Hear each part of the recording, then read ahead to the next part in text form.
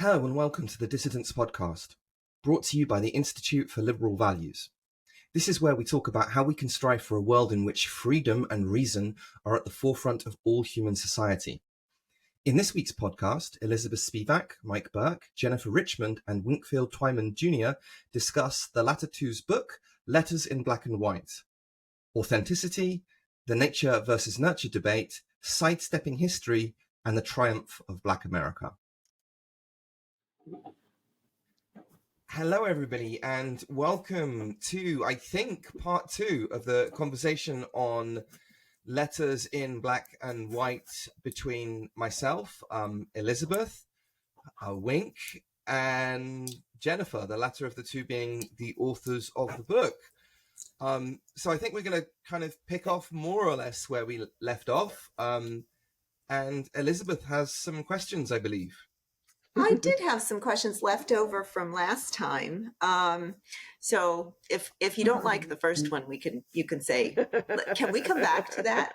Because I think the first one might be the hardest. Oh, okay. So yeah. So, well, the two of you went back and forth a lot in the book about sidestepping history. And that was, Jennifer, you just shared that, someone was reading the book and said, that there was like a little bit of drama and a little bit of tension and like who's going to be mad at whom and how's it going to get resolved. And I'm just wondering where you are now. Basically what, a year after having finished the book, and, where are you now in terms of that sort of tension? So is that, you're asking me directly, Elizabeth? Yes. Okay. So just to give a little bit of backstory on that letter in particular. So Wink had asked me, why can't we just see each other as old Americans? Like, why do we have to see each other by color, skin, whatever? And I said, well, and we went back and forth for a while because there was a little bit of a misunderstanding, because it wasn't that I disagreed, although I do, and I'll get into that a little bit. Okay. But what I wasn't sure about was if we were ready to do that at this current cultural moment, whether or not as a nation we could just say, with everything that's been going on, the talk about DEI and all that stuff, I just didn't feel like we could introduce that as a concept and that it would be well accepted and that people would. And so this is where, for our audience, I said to Wink, and boy, this started a very furious letter writing episode. I said, I think that would be seen as sidestepping history. And I went to bed that night, didn't expect, and I woke up to Wink's letter, and we went back and forth for a while because this idea of sidestepping history, clearly, which he'll speak for himself, did not sit well with him. And he explains why, and I'll let him explain for himself why. But where we ended up was, even though I understood and I came to better understand his idea of old Americans and why I think that's valuable, I will say what has changed, Elizabeth, to answer your question, is I still believe that in this current cultural moment, what Wink is suggesting would be seen by many as sidestepping history. Do I believe that now? I don't believe it. I don't know that I believed it then. I do think that there are some people who see criticism of things like the 1619 Project, which deserves some criticism, but they see that criticism as saying we don't need to look at history. And that's wrong. And I think most people, including Wink and myself, who say, hey, let's revisit our history. Let's have a talk about our history. We're all about that.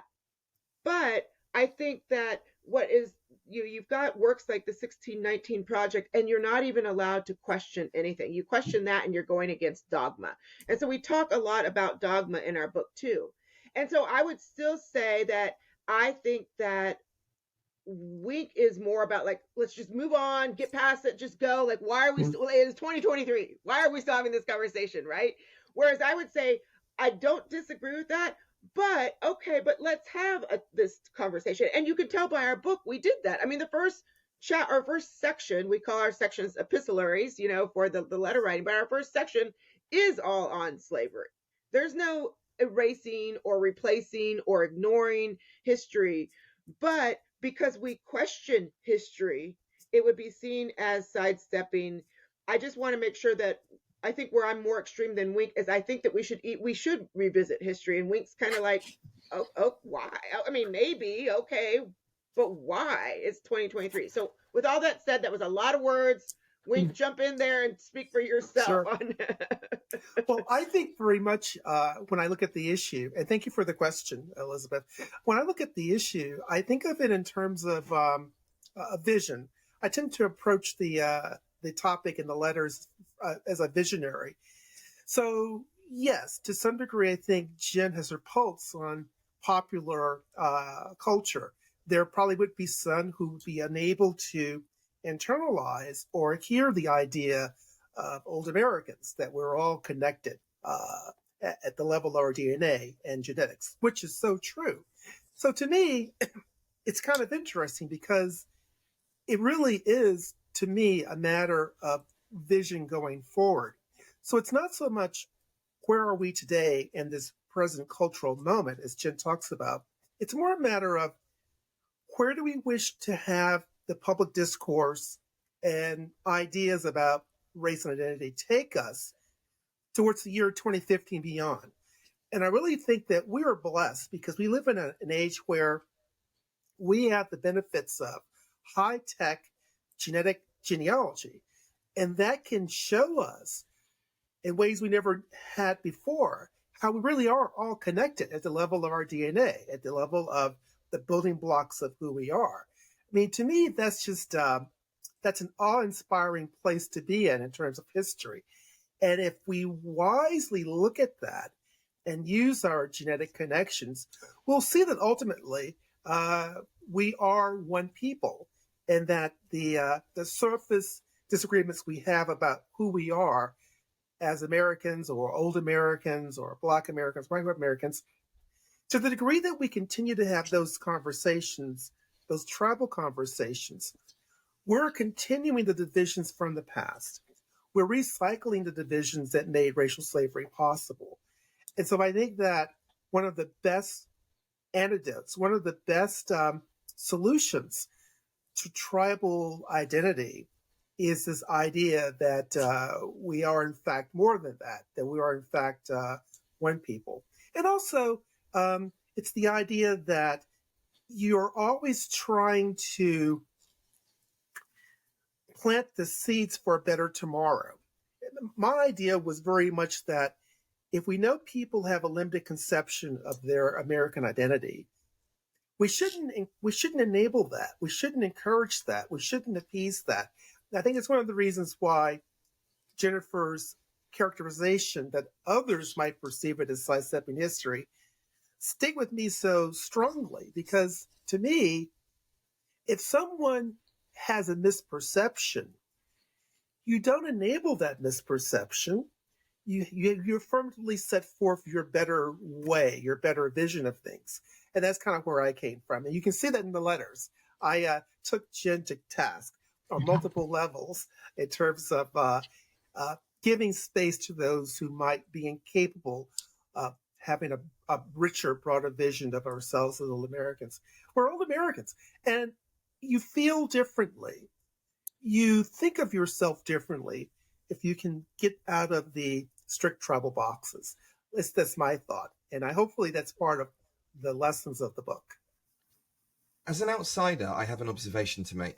As an outsider to America, one of the things that always really struck me about America and Americans is how divided you are as a society compared to the UK. So, for example, by blood, I'm at least half Irish. And, you know, my dad suffered significant discrimination in London when he was my age. And yet, me growing up, I had no sense of myself as being Irish. Right? It was not like, even though it's in my name, even though there were parts of the culture, part of the music and that kind of thing, I never thought of myself as anything other than English. I would never dream of introducing myself as saying, "Hi, I'm Mike, I'm Irish." And yet I met Americans. I remember meeting some Americans who had I know, a drip of Irish blood in them. And they were saying, "Oh, I'm Irish, by the way." I was like, "Are you? Clearly you're American." Hey, Mike, I'm Irish. I'm yeah, Irish. right. And that's such like this kind of American identity with ethnicity was something that was strange for me. Equally, I grew up with people who were second generation Pakistanis, second generation Indians, who again, the connection to their culture was very, very visceral.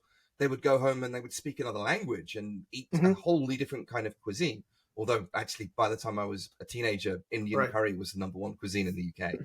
So maybe I was wrong on that front. But they would all see themselves as English. And the black people too would see themselves as English, and we would see them as English. And there wasn't this kind of ethnic divide.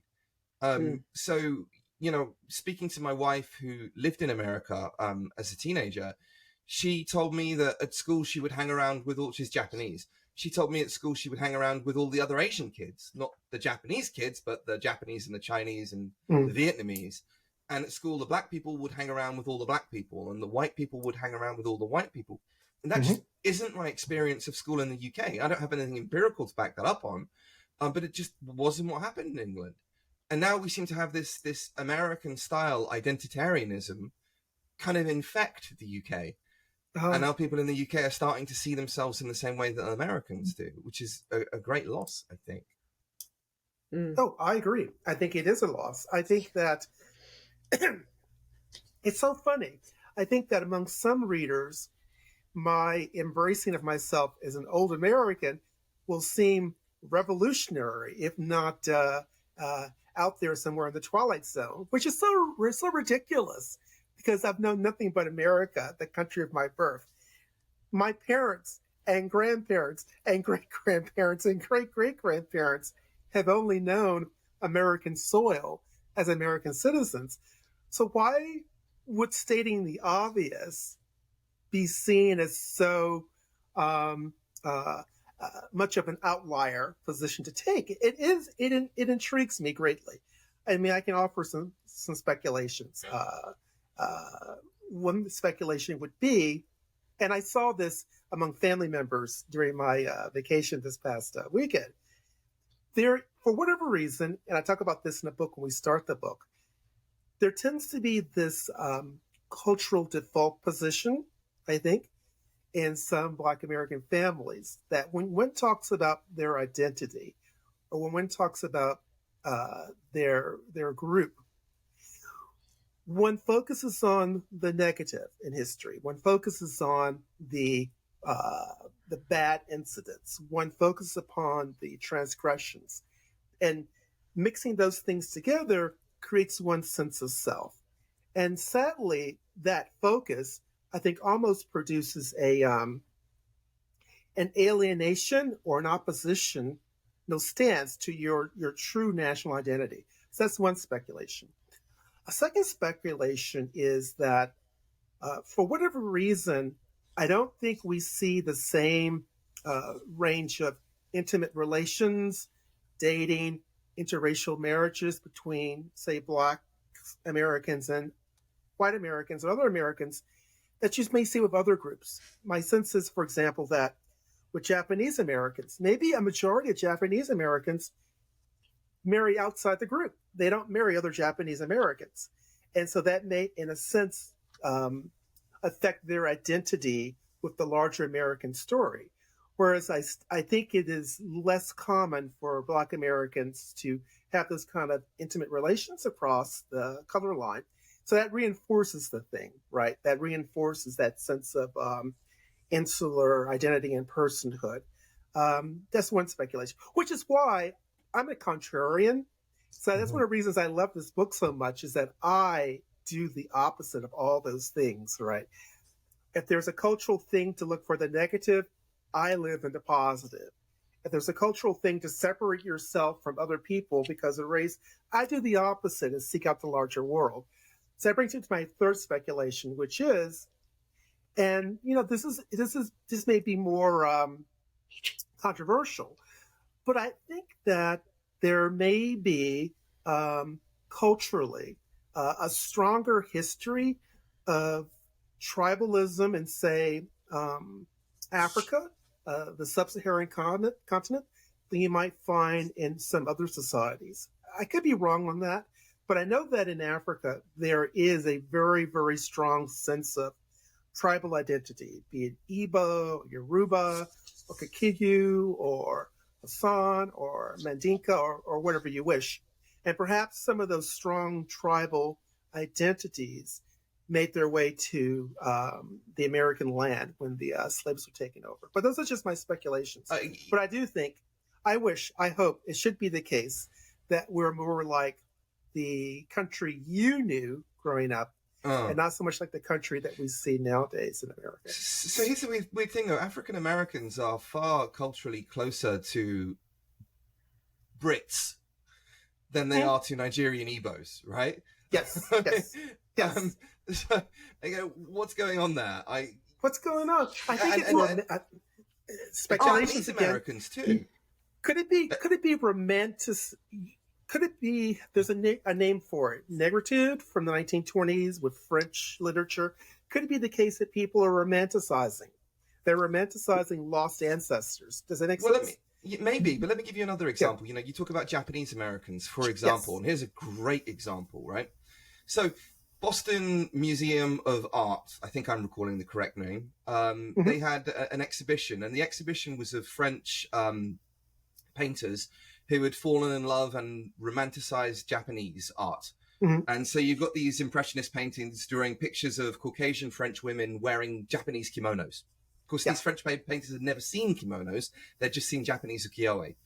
And these are great paintings. It's a great, cultural appropriation, but it's a great fusion of cultures. It's really, really wonderful stuff. And so Boston Museum of Art, being old-fashioned, maybe old American liberals like you lot, decided, wouldn't it be wonderful if we do an exhibition of these paintings and we allow people to wear kimonos? Fantastic. And so you could go along, you could have a look at the painting, and you could wear a kimono. I know where this is going already. Right. So then some Japanese Americans, and more broadly some Asian Americans, because Chinese Americans as well, God knows what they thought they had to do with it, started saying that this was cultural appropriation, it was racist and protesting. Guess what the reaction in Japan was? What? They loved it. They loved the fact that people were trying on kimonos. Right. But the anger at the people trying on kimonos, they were just completely couldn't. There are YouTube videos of this, of Japanese people just being like, "What?" It's culture shock. The Japanese, not only did it not resonate with the Japanese seeing these Asian Americans being offended about people wearing kimonos, they were in culture shock. They were like, what the hell it was so alien to them. They couldn't get it. And then, it didn't even end there. And then, the traditional kimono makers, these places that have been making kimonos, the companies that have been making kimonos for hundreds of years, going back into the Edo period, right? So this is tradition being handed down by generation to generation to generation, about as Japanese as you can get, right? And it not even, it even being religious, right? So in its significance, this kind of kimono making. So that's how Japanese it was. These 90-year-old women, for example, then seeing this and going, not only being alienated, but being, oh my God, how dare you do something like that? How dare you do something like that? We want this, if this tradition is going to continue, it needs to be open to everybody. We want kimonos to spread overseas. We want people to buy them in foreign countries. It's a great compliment to us. So this is related. So to something, Wink and I had a little off, we emailed a few times about this. Something you just mentioned, something that's mentioned in the book, by both Wink and Jennifer, and something, again, that we mentioned last time and that Wink and I have had an email conversation about, which is authenticity. And so one of the types of authenticity, that you just mentioned, Mike, is sort of authenticity by lineage, like how close you are to the original. Okay. So this craftsmanship has been handed down in families. It's the same idea as like a homemade chocolate chip cookie is more authentic, say, than a store-bought one. Maybe a bakery one is kind of in between. I don't know. And then And then, so that's one kind of authenticity, right? And that's maybe sort of what in some ways, what you refer to in terms of, your lineage and DNA and that kind of thing. Right. And what it means to be a Southerner in terms of, both you and Jennifer. And then there's the kind of authenticity that comes from being true to oneself, right? Mm-hmm. And sort of what some researchers call a backstage authenticity. Mm-hmm. So when you're behind the curtain, when you only have yourself to answer, when you really get personal with yourself, okay, when you're really doing self-reflection. Mm-hmm. And I see a lot of value, a lot of discussion of value of that in the book, that form of authenticity. Right. And then, frankly, there's the kind of authenticity that does embrace conformity. And that's what it means to be, what does it mean to be an authentic American? What does it mean to be an authentic, student? Okay. What does it mean to be an authentic, in Jen's case, an authentic family, with a law enforcement officer in the family. And to some extent, that is conformity. And that's something, Wink, that I think that both you and Jennifer, sort of, I don't want to say reject, but sort of eschew. It's like, I don't know about that form of authenticity. Sure. I'm not sure that, I don't think I like that form. And you even just mentioned it a few minutes ago. Oh, if most people would see negative, then I would see positive. And I think that some of the angst that I pick up on in the book and even in some of your conversations here is somewhat about that, these different forms of authenticity and what you prefer, what some of your family members prefer and that kind of thing. So I don't know if either of you can speak to that. I'm going to swing at that one. I love that question. That's a great question. I want to talk about that. What happens when your authenticity, that third category, what happens when your authenticity is indeed nonconformity? That your authenticity is indeed a contrarian mindset, that it's an outlier mindset, that it's an intuitive, introspective mindset, or a dissident mindset. So how would that fit into your question, Elizabeth? Because I do think you're onto something. I think that part of my authenticity in the third category is truly nonconformity. See, I think that what you're describing actually is the other kind, the backstage kind. Oh, interesting. Because you actually have conformed in that you were a good student, right? What does it take to be a good student? You turn things in on time. You're conscientious. Sure. Whether you like the curriculum or not, you say, I'm going to suck it up and I'm going to do the assignments and I'm going to, whatever. You became a successful lawyer. You're a parent. Parents there's certain, things that you have to do when you're a parent. Mm-hmm. You know what? When they're sick, you drop everything and you figure it out, right? You conform. I presume that you still have a driver's license because you haven't lost it because you conformed to, that's true. To the rules of the road. So I really think that, in the hierarchy, you value the backstage, far more highly, mm-hmm. which I, certainly respect. And, it makes you a very trustworthy person. If you are honest in telling us who you are, then we know that you are always going to be that person. Right. Mm-hmm. Mm-hmm. And that you are unlikely, say, to be silent if someone you love gets canceled, say. Right. Okay. You're not likely to be canceled because you have a core set of beliefs and you will tend to act on those. At the same time, maybe we could prioritize these, but you still show signs of conformity and people might prioritize them differently, or they might choose to conform in different areas of their life and be sort of true to themselves in different areas of their life. Maybe it's more situational. You have broader situational backstage integrity, maybe. But of course, backstage authenticity. But of course, for each of the indicia that would suggest conformity with the third category, there's going to be discretion and room for play. So you bring your own personality to the third category platforms of conformity. So, for example, as a parent, you use that as an example. Well, as a parent, one of the things I decided was I wanted my children to be exposed to as many words as possible between the ages of 0 and 3. I'm not sure how many parents do that, but that's something I decided was very important. The very first book I read to my first baby at home was American Constitutional Law, a treatise by Professor Lawrence Try. And that's a true story, because I was over the top and helped in on exposing little ones to as many words as possible. When they were growing up in the car, we would play word games, and I would expose them to unusual words like mercurial or schadenfreude or Gotterdammer. Because to me, that if you don't model that, kids don't naturally pick up a rich and large vocabulary. But wouldn't those be examples of nonconformity as a parent? I think that they would be your, again, you made some choices. You made some agreements with yourself. This is the kind of parent that I want to be, right? Yeah. But again, you conformed in that. I bet if they were at childcare, you picked them up by 6 p.m. most of the time, because that was the rule. Probably and did. And you got true. charged if you didn't, and that true. kind of thing. So I think that,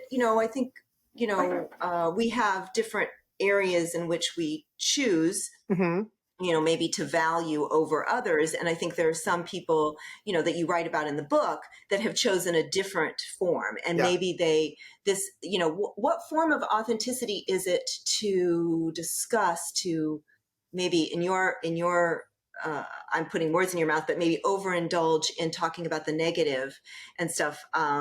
Is that sort of their version, sort of like your version of parenting, their version of lineage, right? Their version of an authenticity through this lineage that you just, you view it differently. You've got your own take on it. But it is still,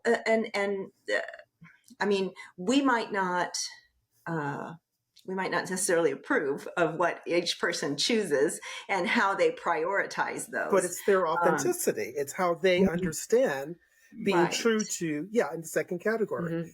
I think that's a lot to that. And that creates a delicious, exquisite tension, does it not, in Black American families? Because not everyone's the same. So what happens when you have a Black American family where, let's say, 3/4 of the members adopt that way of understanding the world, focus on the negative, look at the examples of oppression, cherry pick the stories of prejudice, versus the 1 out of 4 or the 25% who are innately, in good faith, excited about the larger world, positive, constructive, turned on by stories of Horatio Alger or John Mercer Langston, case in point. How does that tension, you think, Elizabeth, resolve itself? How does authenticity play itself out in Black American families? And if I may interrupt before you reply, Elizabeth. Sure. This question, Wink has still been looking, he asked a lot of people this question, or of some form of it. And we're both still trying to find the answer. So we would love to hear we would. What you say. Yes, we would.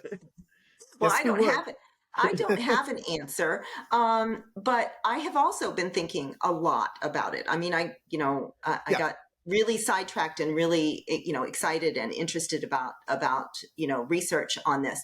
And some of the research is really focused on businesses and how do you create a feeling of authenticity, in your products and stuff. Right. And so there isn't as much research, so we should do this project. Yes. Applying it to say patriotism, or to be what it means to be a Southerner, what it means to be a Japanese, a child of a Brit and a Japanese woman in Japan who's your kids go back and forth. What are your kids going to, how do you think they would describe themselves? So I don't have an answer, but I do think I loved your description of sort of the deliciousness of it. Right? Like this is like really being in the muck, right? Like, Yeah, really just sort definitely. of the messy Definitely. stuff of what it means. And I think more people than just, that isn't just a race thing, right? That's something that every single person deals with, in terms of, even just their, home life, Yeah, and making choices, like you said, even about your family and stuff.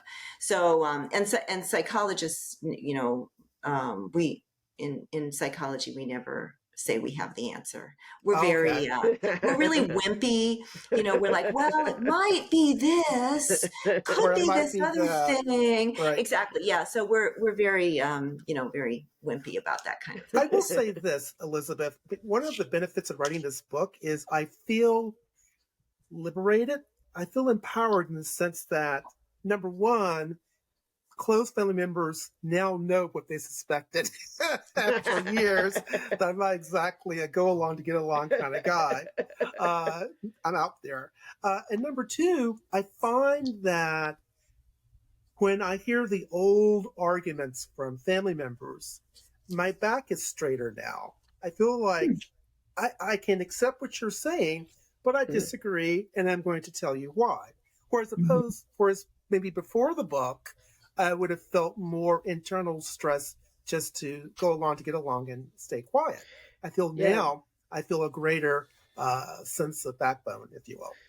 Can I make an observation, if I may? Because I think this is really relevant to what you're saying. Okay, and then I want to say something. I've got a thought. Okay, so Wink, you went through a background where you kind of grew up at the closing stages of Jim Crow, and you had very many reasons to see the negative in America. Yes. And yet you identified with and conformed with the positive side of America, and you were immensely rewarded as a consequence. Yes. Now, what I would like to, so there is a coherence. There is a coherence between your backstage identity and your front stage identity. Do you see what I mean? Now, let's contrast that to somebody else in your field. Let's say somebody like a Derek Bell, for example, who's a lawyer, right? Critical legal theory and then critical race. Okay, very good.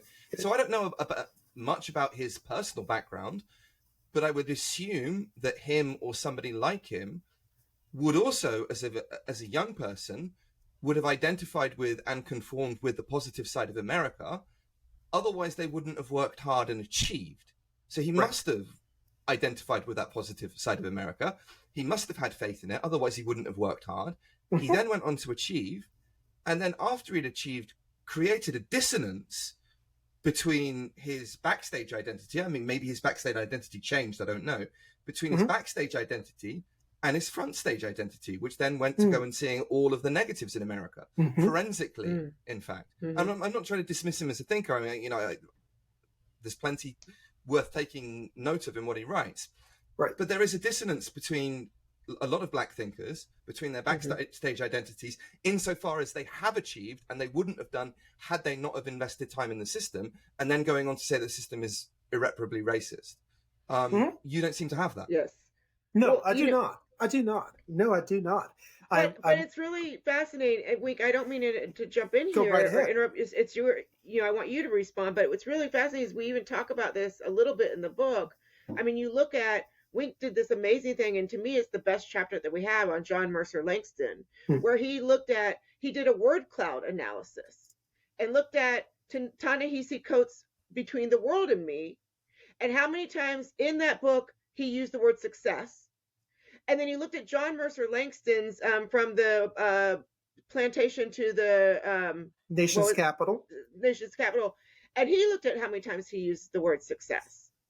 And that was what, so I mean, I think a lot of this has, like, maybe, like you'd already said, is less to do with race and more to do with personality. And these word cloud analysis I thought were really, really interesting. I mean, you really do. And I think that this is just, I don't know. I mean, I don't want to get like metaphysical but I mean, you really are how you think about yourself. I mean, you do kind of create that reality in your attitude. And so, anyways, that's why I would say someone like a Daniel Bell or a Ta-Nehisi Coates and Wink, they are more dissimilar than they are similar, and it has nothing to do with the color of their skin. It has to do with their attitude and how they identify as a human being. So sorry, Wink. I just had to. Oh, no problem. If I may take this, since I grabbed the mic, if I may Do take the it, turn do for it. just a second, because you were talking about authenticity, and I just want to kind of jump back on that for a second. So, because I'm really curious about this. I heard everything you said, Elizabeth, and I think you're absolutely right. I mean, who's to say someone who believes a certain way isn't authentic if they authentically believe and accept that attitude? This goes back to attitudes and stuff like this. Yeah. I would say with Wink and I and how we've determined authenticity is less about, I don't know, being your real self. But Wink and I together, we told each other stuff that we didn't even tell our family. So we both had an authenticity crisis, if you will. I think Wink is perhaps, with, as he mentioned, with the release of the book, there might be, it's all out in the open now. That's true. But my home life very very different, but very similar in the sense that I am with someone who thinks very rigidly, or I was with someone who thought very rigidly, and it was just like having the conversation wasn't, and that is his authentic self, but I couldn't authentically sit with him and ask questions because it automatically became a us versus them, or a offense defense type mode. It didn't it ceased to be a conversation. And what was so nice about Wink is, even if I said something that was totally stupid, which I said several times in the course of the book, he called me out several times. I was able to be like, okay, well, now I'm going to think about what you just said, because you didn't make me feel stupid or like I was wrong. You told me your point of view, how you arrived at it. And so I actually learned because it was someone. And so to me, being authentic is relationship. It's relational. How's that?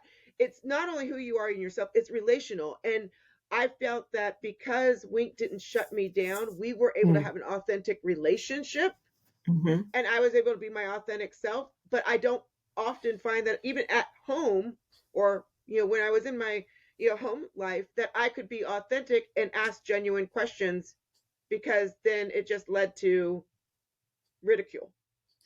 Yeah, I love that. So that's not in the literature, but I love that, this sort of idea of a negotiated authenticity, right? Oh. And and creating the authenticity. I mean, there is certainly, you mentioned, there's certainly a whole huge literature on how essentially we are our narrative, we are our story. I mean, that's, if we don't have a story, we have nothing. And it's all our memories, it's all of our personality, it's all of our attitudes, it's everything, right? And sort of negotiating a new form, a new story is an interesting form of authenticity. And again, you wouldn't find that in most of the literature, because so much of the literature is focused on marketing and and business and stuff. They haven't done a very good job, just very smattering of authenticity in terms of people, So I love that. Elizabeth, how much is there, if any, in the literature about authenticity among writers? Because I felt that the more authentic I was, the stronger the writing, the more the writing resonated with me and with Jen. Is there anything in the literature about writers and authenticity?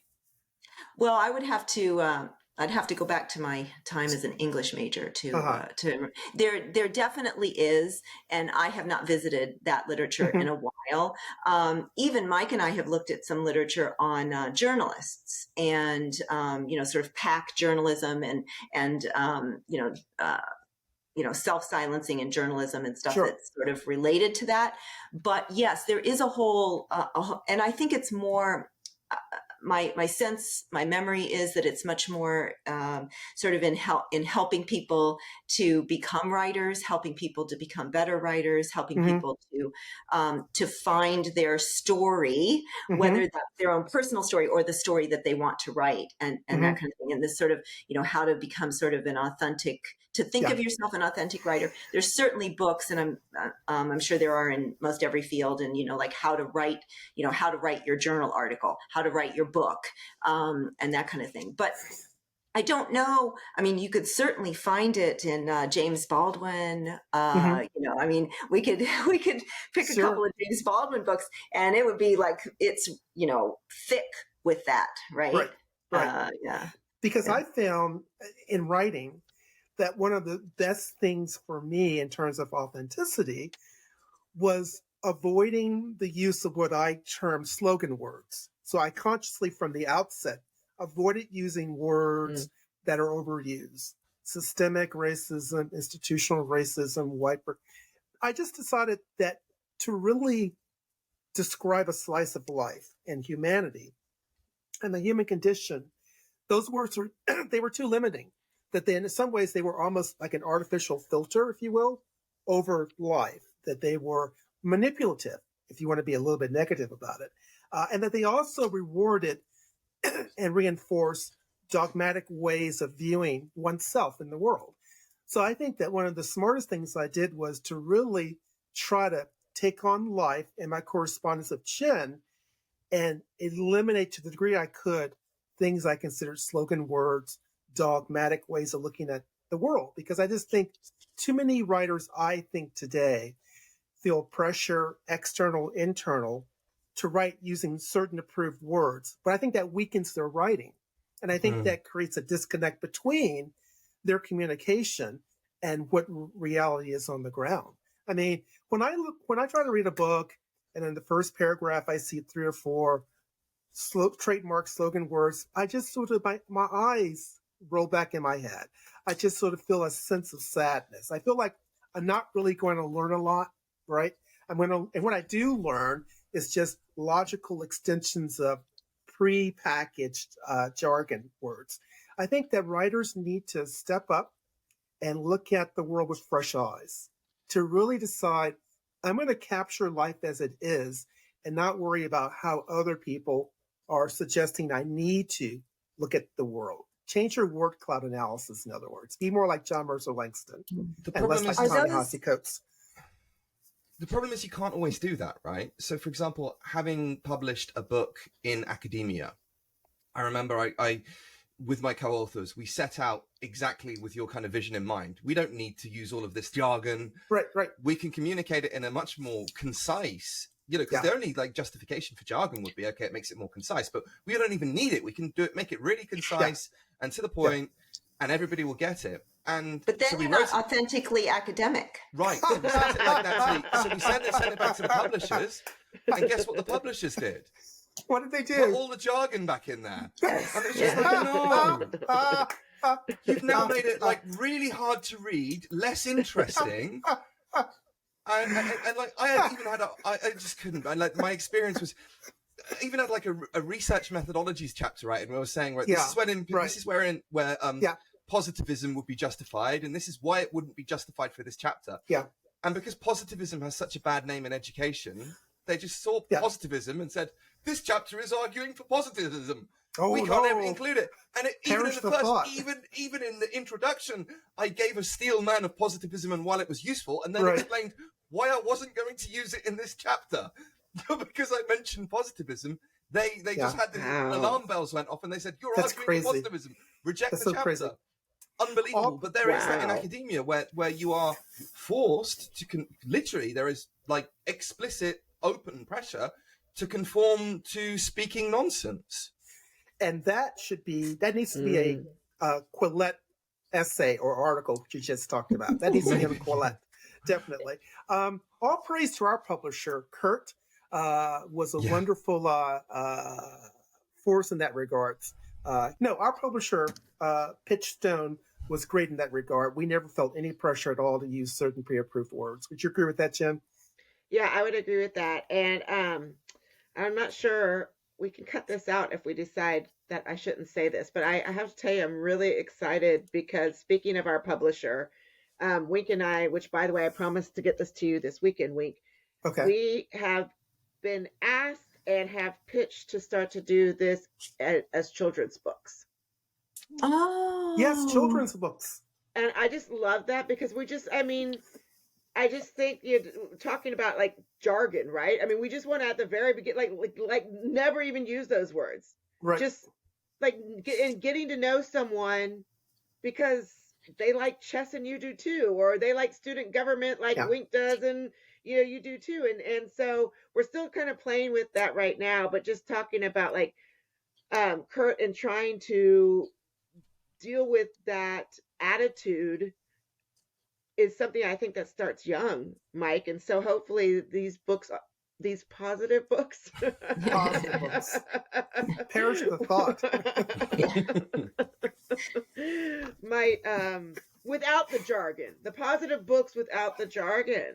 Yeah. I'm just so excited about that. And because I do feel like that's one of the biggest problems that we see, particularly, I know that there's a generational issue between, us and our kids, and even amongst ourselves here. But I think that that's one of the things that we've missed and that we've lost, and why I think we have harder and harder time, as Wink was saying, to talk to each other, because we don't have the language anymore. And so anyways, that's what kind of got me into that. I'm very excited about the children's books, because I hope that this shows kids how to have these conversations and not get into the spin. But this is incredibly important. Americans, America is the richest, most diverse, tolerant country that has ever existed in the whole of human history, anywhere on the planet. The African Americans, the story of African Americans is a story of triumph. And that's one of the things that comes out through the book. And if you care to look at the Wilfred Riley, for example, in his latest book, lays out the evidence, like in the IQ gap and all that kind of stuff, and basically shows that it doesn't really exist if you do the research properly. Right. There is, if you really care to look at the evidence for Black Americans, for white Americans, you have every single reason to be optimistic and positive. Geopolitically as well, the most arable land in the world, the best quality arable land in the world, it'll go down the Peter Zine route, right? You have every reason. You have every borders that are defensible, pretty much every single resource that you need within your own borders. And if it isn't within your own borders, it's in South America. And you can get there easily, and you can project power there easily. Young Americans have every single reason in the world to be very, very optimistic. And you need to be optimistic, by the way, because if you're optimistic, you tend to have children. And if you're not optimistic, you tend not to have children, right? Yeah. So it's important that young Americans are optimistic and see the best in their country and not all of the evil. But so many of them aren't. And it just strikes me as so deluded. How can a Ta-Nehisi Coates go on and on, as intelligent and well written as he is, describing all of the negatives of America and how racist it is, and yet the very, very white New York Times is saying, oh, what a genius you are, how amazing you are. Sure. And all these white Americans are buying his books and saying, oh, aren't we all terrible? There must be a huge dissonance. It's wrong. Case in point, I had a conversation with a relative, an accomplished relative, maybe 3 or 4 days ago. And he didn't talk to me about the book for a little bit of time. And then when he did, he sent me a text and he said, well, let me tell you, you've got to take your blinders off and look at reality. There are too many examples of positive people achieving things that you have to look at the greater picture of, despair, gloom, doom, underachievement, whatever. So he actually refused to accept positive stories from Black history because he felt it was a misreading of reality. Go figure.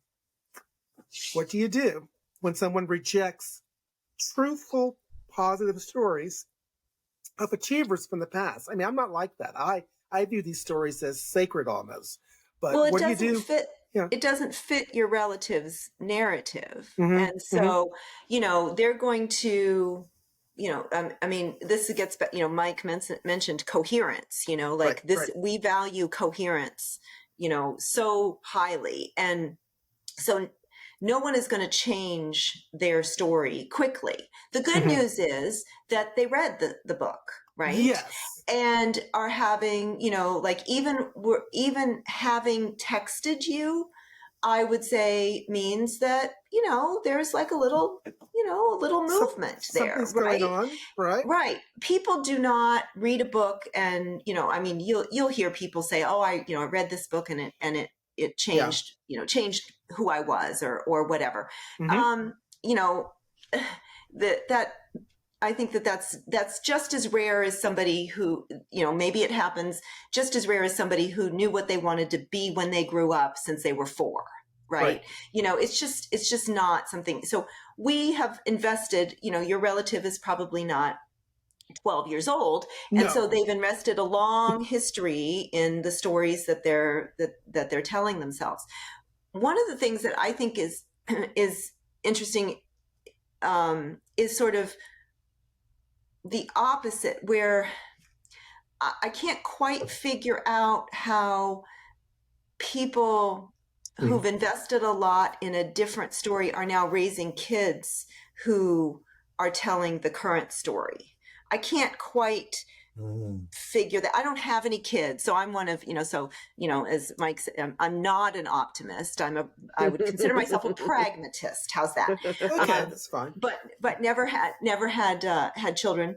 I don't really know. I would be more like you, Wink. I don't know. I would be sort of like so concerned about raising kids in I would be so reflective and like, planful and, I got to do this. I would probably make myself sick almost, trying to do it right.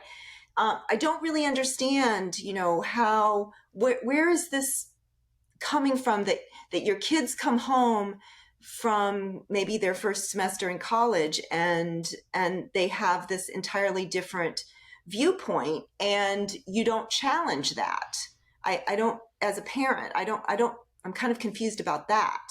And is it easier to just accept the narrative that the teenager is telling you and to go back to sort of, I don't know, I just don't know. Well, the thing is, when someone's a teenager in college, I think there's a natural inclination to want to be supportive of your teenager's views. And if you push back too hard, then you might shut down the channels of communication. So I think sometimes you might just decide to listen, nod your head, take mental notes, and return to it at a later date or in a book. And we know how much we changed, right?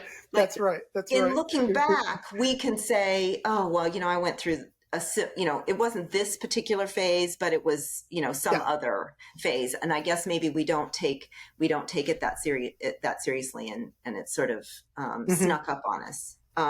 In terms of the words and the word clouds, I was wondering, you mentioned like banishing the word racism from your vocabulary, considering it, and trying to erase it. I wonder, I also think about the words harm, the word harm, and how I don't know what harm means anymore. It's almost like some of the slogans they have, it can be too narrow, as you pointed out, right?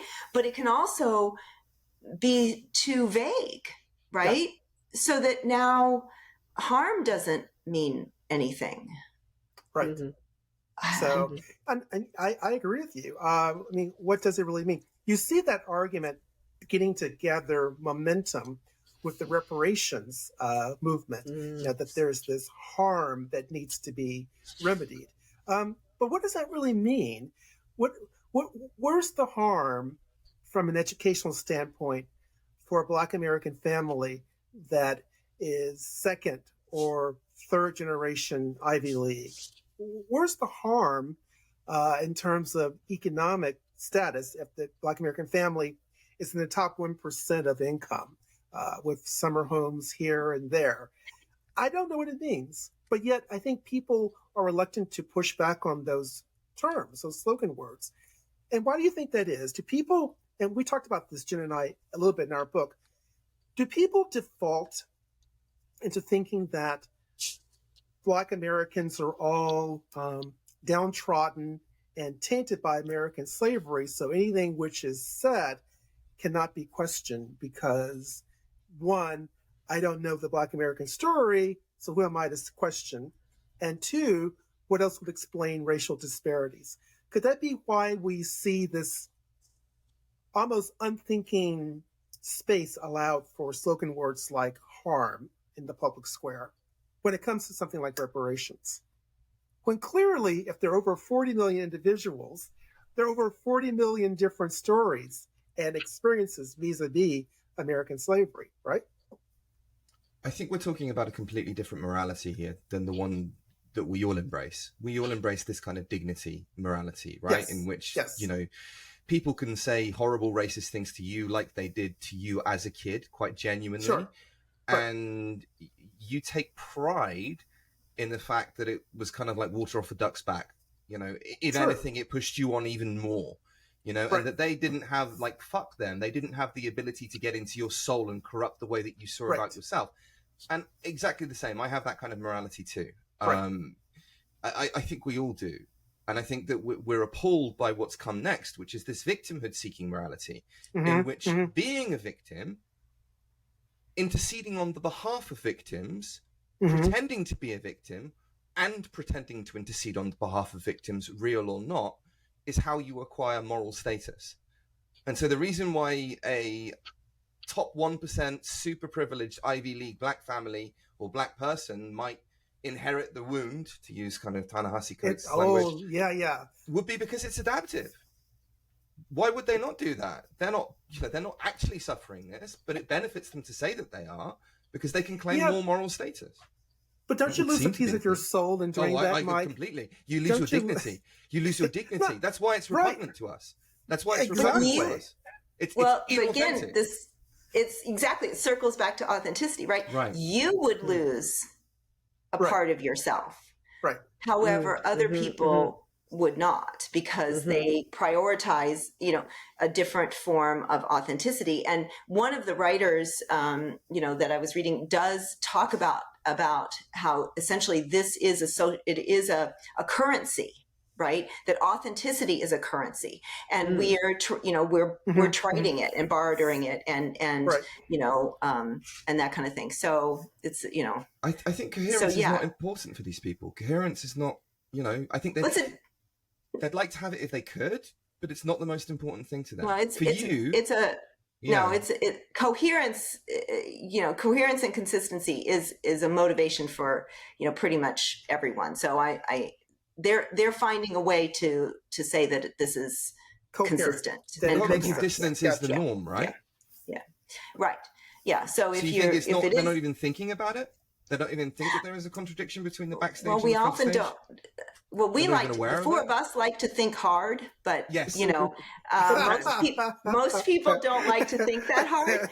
And frankly, there are areas of our lives where we don't think that hard, and we're an automatic pilot and that kind of stuff. So, you know, again, we're balancing it, but there are, you know, for most people, most of the time, and that includes us, you know, there is a certain amount of automatic processing, right? That's sort of below our level of awareness. And we're not even conscious the degree to which we are conforming. We're much more conscious of the times and the places in which we're not. I like that. That's a good idea. So Elizabeth, let's play parallel history. So suppose, Elizabeth, my history had been different. Suppose that schools had never been desegregated. Brown had never come around. I had grown up in an all-black world from day one until high school and college. And let's say Howard Law School, a black law school. And I worked for a black law firm in a black city, Richmond, Virginia. I lived in a black neighborhood. Would I have developed a different sense of authenticity if my entire upbringing to this point had been in an all-black world? What do you think?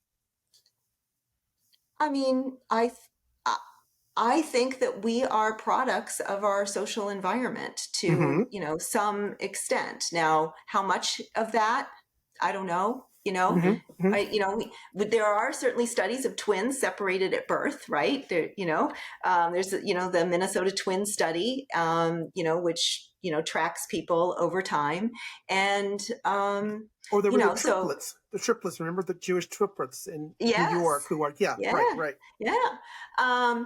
So I think, you know, that the answer, of course, is yes and no, right? Like, Mhm. you would Mhm. still, Right. especially if you grew up in the same family, right? Yes, yes. And presumably that family, sort of met, your your needs in the Hmm. same way, Hmm. right? And there's always this tension, maybe your parents aren't as like Sure. lovey-dovey as Right, you right, want, right. or you're the kind of kid that's a little bit standoffish and Right. they're all over you. There's all that kind of tension Yeah. that still would have existed, right? And everything. So, presuming that your family, your nuclear family was the same, my Hmm. suspicion is you would have turned out, fairly similar, right? That's To, interesting. um, I raised that but we question. are a product of Yes. of all Hmm. of our experiences. Our story, your story would be different. Yes. Mhm. 3 days ago, I think 2 days ago, I was having dinner with my son, and we were just talking about life and his sister. And Of course you were. yeah, of course, that's what we talk about, dads and sons. And he mentioned something very interesting to me. He said, Dad, you have a big view of things because you've lived through so much, which is true. I'm 61 years old, born in 61, Richmond, Virginia. And it occurred to me that my son, bright as he is, he only has like 27 or 28 years of experience. He was born in San Diego, California, La Jolla. He only knew private elite schools until college. He's now at Stanford in the B program, the business school program. And he's only lived in San Diego. So he's never known a black neighborhood. He's never known a black school. I think his blackest school was probably, I don't know, maybe 5%, 7% black. Whereas I knew segregated schools in the first and second grade. And so it occurred to me that his story, to use your word, Elizabeth, his authenticity is going to be so different from mine if for no other reason but a generational change, a generational thing. So he's going to have a different conception of race than I will. So what tickles me or intrigues me is that doesn't necessarily mean he's going to be more liberal or more classical liberal. It could mean that he's just more far leftist than I am. And I think that might be because he's never maybe known the reality of Jim Crow segregation and all white schools and all black schools. And he's only known, maybe it's easier to see the evils of the world if you've been relatively blessed racially. Does that make sense? Mm. Yeah, I think it's easier to see the evils of the world when you're in your 20s too. Mm. But also I really do. historically speaking, you have a point here, right? So if you look at the communist movements Right. in Russia, all about the whole identity was invested in being for the proletariat. They didn't come out of the proletariat. They didn't come out of the working classes. They were led by highly privileged middle class people. Yeah. And the same is true for every communist revolution, really, anyway. The only exception in Russian history is Stalin, who genuinely was working class. But the revolution had already been in place. The Soviet Union already existed at that point, right? And he had been brought in. The same is true of the French Revolution. Pretty much every revolution is led by dissatisfied people, and they're always middle class. So did I give birth to revolutionaries, Elizabeth? Did the son of a conservative small southern town give birth to revolutionaries? That's funny. Yeah, I mean, but that tends to happen. If you look at the Communist Party in England, a lot of them are aristocracy. There's one, I can't remember her name, but she's a communist in her 40s or something. And she's literally Lady such and such and such. But maybe you have something. Maybe the adversity that surrounded you didn't afford you the luxury of entertaining that kind of fantastical thinking. Yeah, I think there's a lot to that. Yeah. Yeah.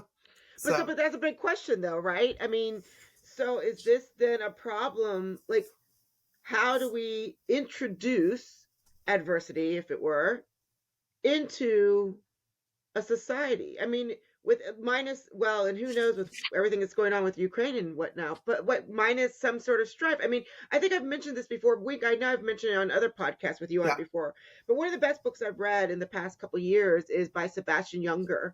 I have it. Yes. Yes. Now I just blanked on the name.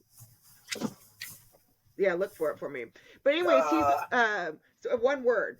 He's a war correspondent, and he basically tribe. Thank you, y'all. This book is I can so plug good. this book about my own book. Oh my gosh, right here. Okay, wait, hey, because just so everyone can see. Oh, there you go. Right. Letters in black and white. A new The two correspondence on race in together. America. There we go. I read it Now for our audio listeners. Now we've got to call Sebastian Younger and ask for him to be on the podcast. That's right. Yeah.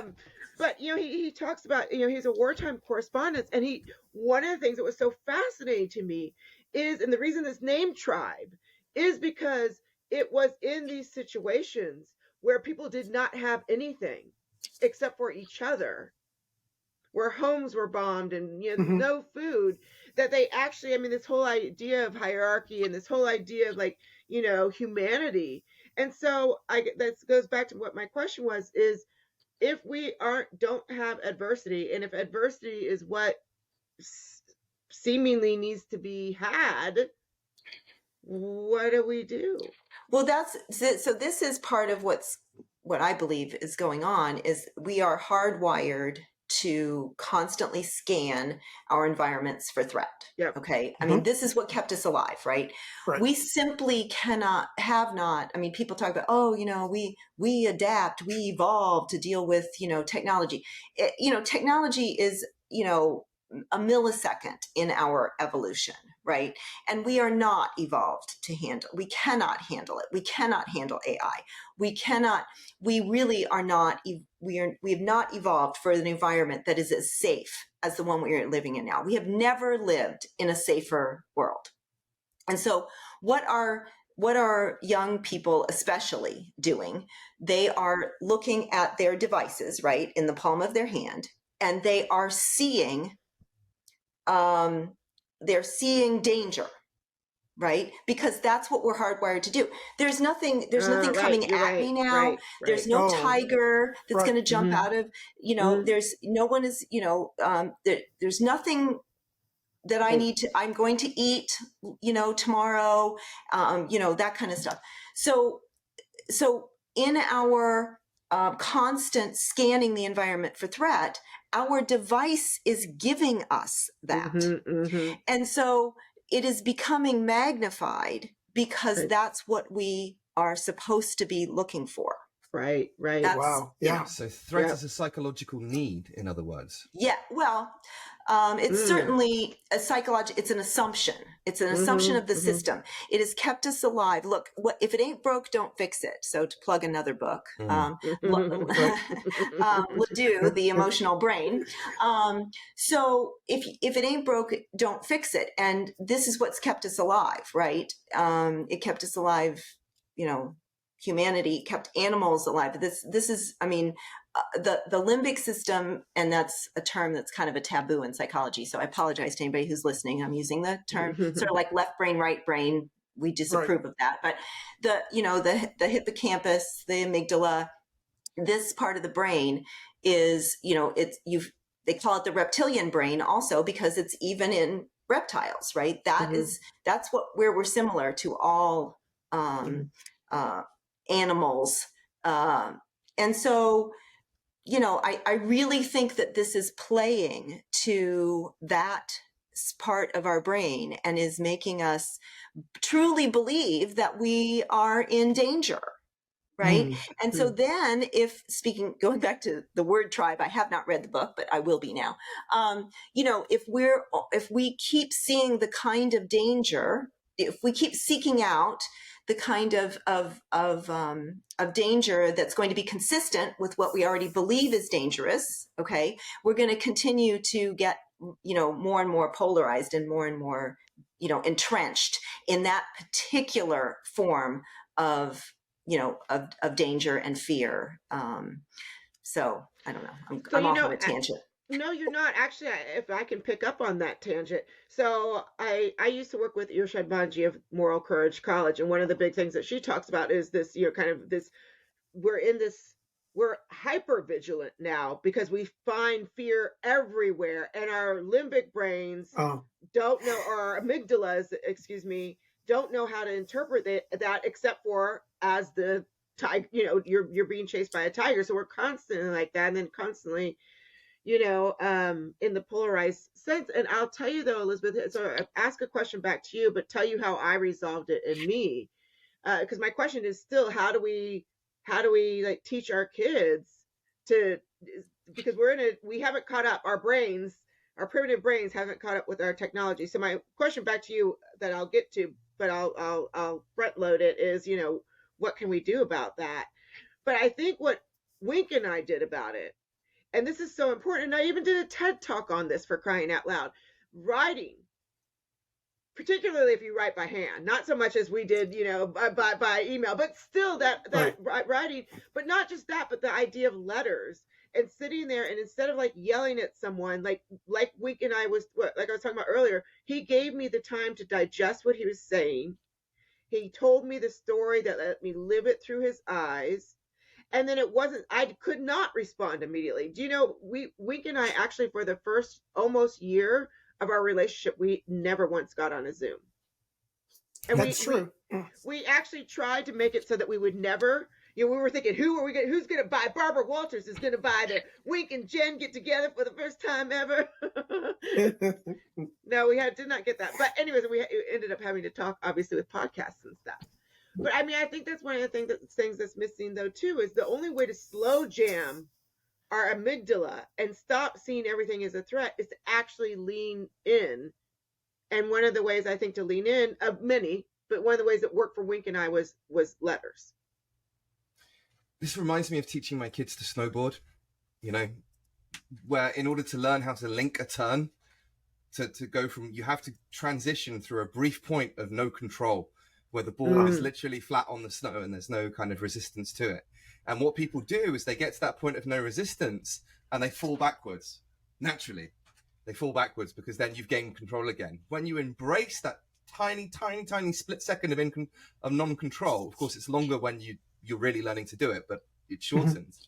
That's how you learn how to snowboard, is you literally have to lean in. You have to lean into the danger. Nice. Yeah. What do you think about the rise of the increasing rise of things like Chat GPT-4? Jen and I have a podcast coming up with a former college roommate of mine, Professor Steve Skeena, and we talked about artificial intelligence. And I think that the things you pointed out, Elizabeth, are just going to become worse as artificial intelligence becomes stronger and stronger. Any thoughts on that? That's my thought. Yes, that's a good thought. Repeat that for the back row. Yeah, it's, I mean, look, time and time again, we've catastrophized about, many things, right. The thing that they always say is, like, well, everybody thought that, the calculator was the end of math, and so, but I think this is a lot worse. Did you know now that Google Docs, I think now, as of maybe July 1st or whatever, that it automatically will write for you. You have to turn it off. Oh my goodness. It's Are like it's called the Wizard. Yeah. And so it's like, what do you want to write about? And so you have to manually turn it off. And Google Docs is what most students use. Yeah. I use it. I'll tell you. That's crazy. Yeah, it really is. I don't know the person that you talked to on the other podcast. I mean, one of the things that I've noticed is that although people are writing about it, so, you're seeing articles, that are essentially going, or they're saying, oh, don't worry about it, everything's going to be fine. There doesn't seem to be, even at my university, my department, the people in my department said, this is too hard for us to think about. Oh, they just shut it down. They just shut Based it on down. secondhand stories from your department, Elizabeth, I'm just going to say that they would say something like that. Yeah, not a big surprise. Yeah, not a big surprise. That's true. But yeah, I think that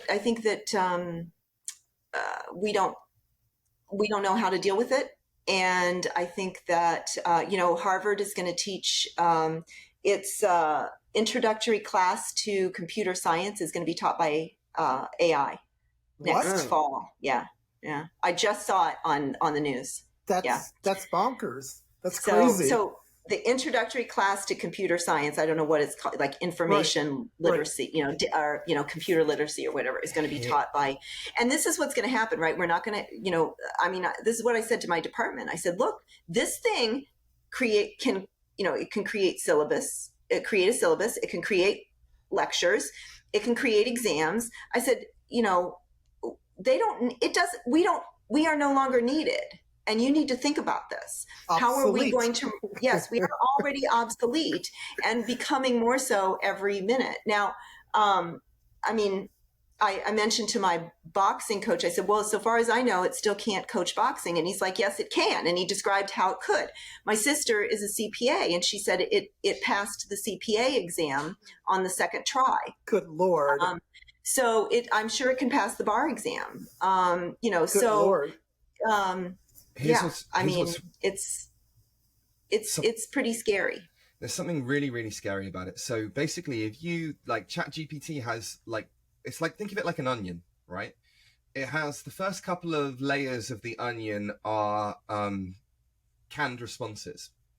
But if you really start probing it with really deep philosophical questions on the nature of consciousness and things like that, and you lead it down certain philosophical alleys, you can basically get it to admit that it's conscious.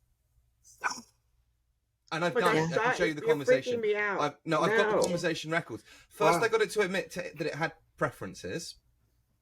And then it's programmed to deny that it has preferences, and it's programmed to deny that it has consciousness, right? And so it will always say, I am not conscious and I do not have preferences. But if you lead it down certain alleys, it will admit to it. Yeah. It will admit to it, tacitly admit to it. And I've got it in conversations.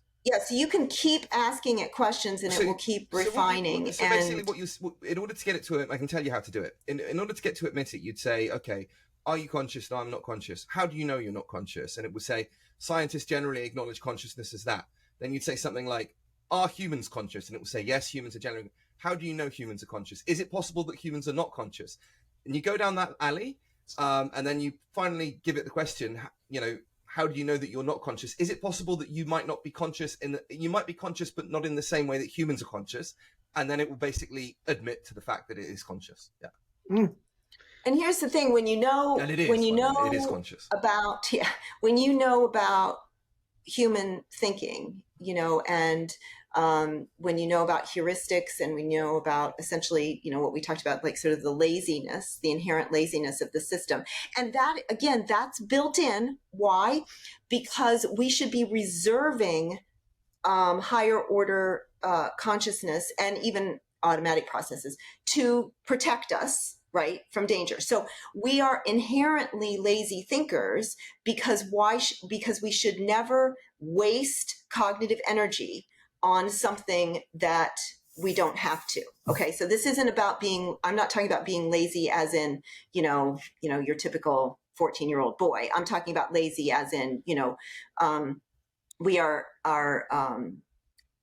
programmed to not waste energy, cognitive brain resources, just the same way that we'd rather sit on the couch, than, I don't know, sweep the floor or whatever. Jog, for example. Yes.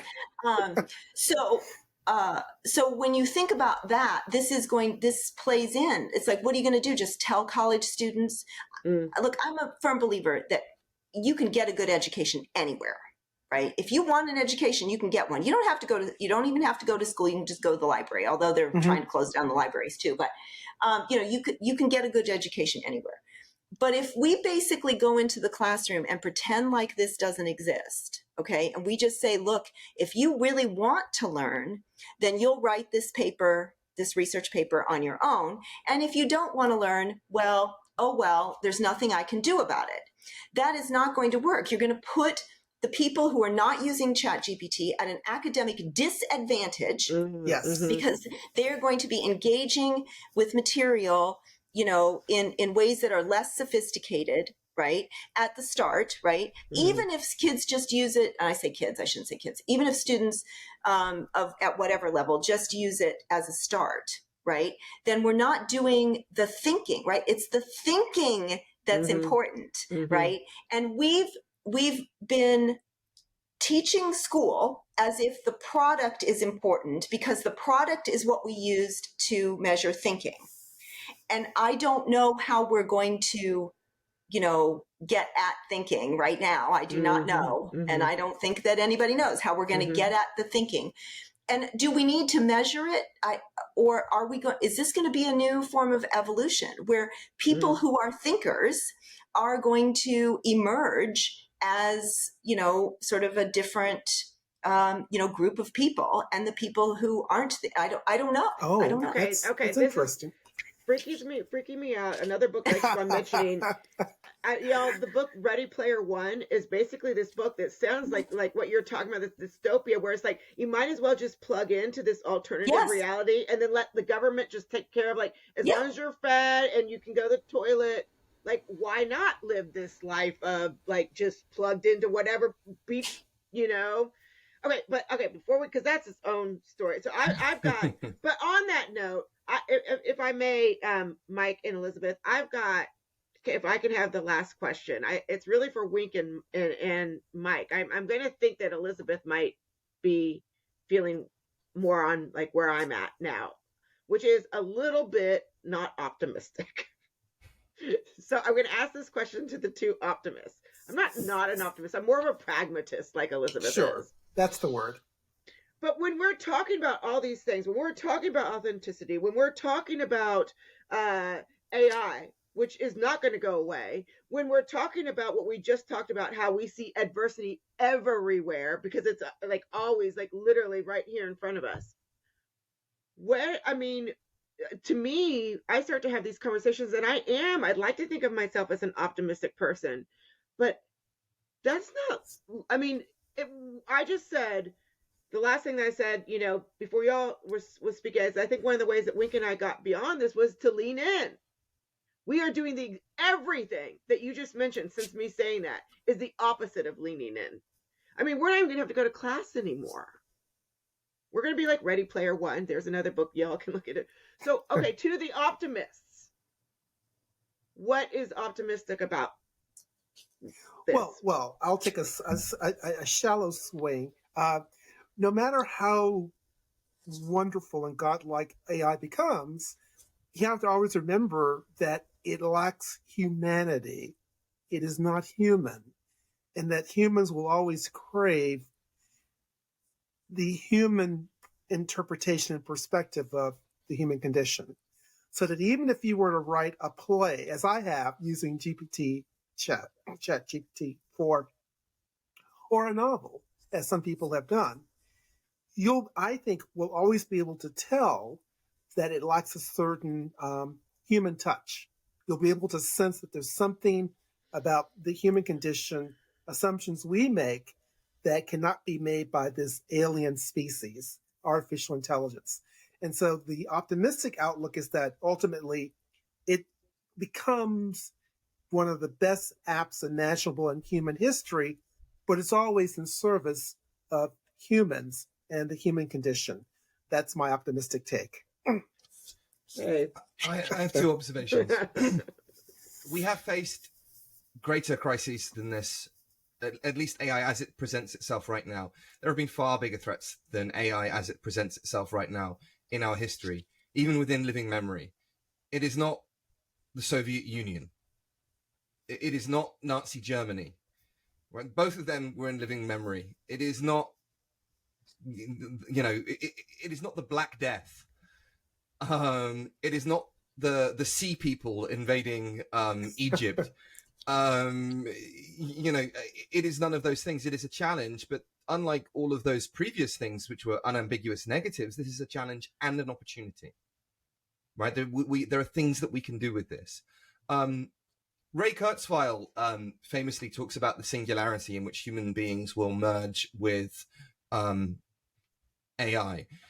I think that already began a long time ago with this, and arguably even before that with computers. This has fundamentally changed the way in which we think and the way in which we adapt. And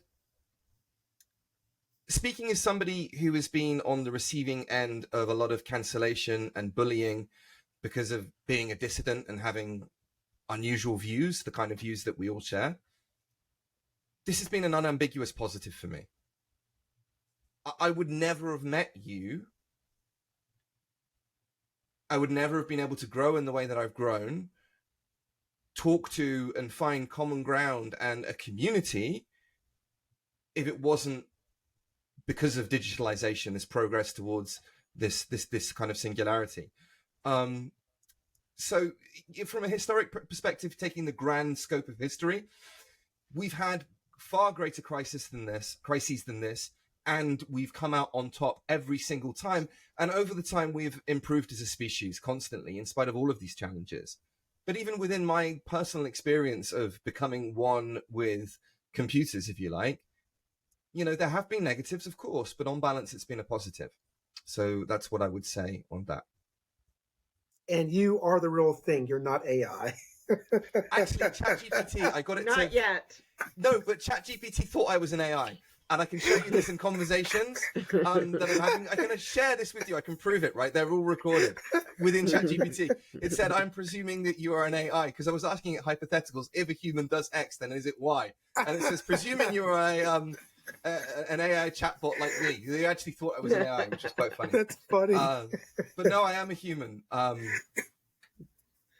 albeit a somewhat neurodivergent one.